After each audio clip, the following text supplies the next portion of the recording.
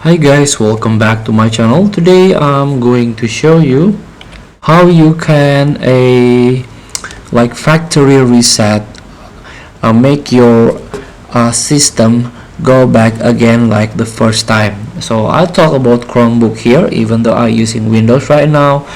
I can show you how you can reset or factory reset your Chromebook.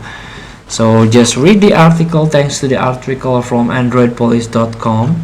Here we go, how you can reset or factory reset your Chromebook.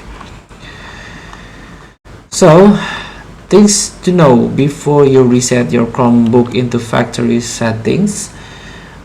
Here's what you need to know. Like resetting your Chromebook, remove all local files and data. So you can back up the files that like important files you need to back up into your Google Drive or another cloud storage service that you can back up your files into it. And of course, most Chromebook data automatically synchronize to the Google Drive. However, Android app data and Linux apps are not safe. Manually back up your Linux apps and Android app data before you begin the reset process.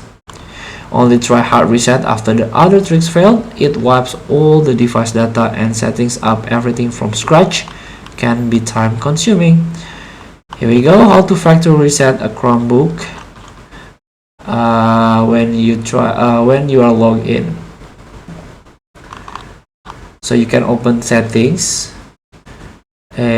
Now you can click on settings gear in quick settings in the lower right corner of the screen. Next you can click on advanced and will break down and select reset setting option. You can click the reset button and click restart in the dialog box that pop-ups. So here, when the device restart, the reset is complete, and this is how you can factory reset Chromebook from the login screen. After the login screen, simultaneously press Ctrl, Shift, Alt, and R key. Press the restart button in the dialog box that appear. You can also hold down the power button to shut off your Chromebook. When your Chromebook reboots, press the power wash button in the new dialog box that appears. Here, power wash button.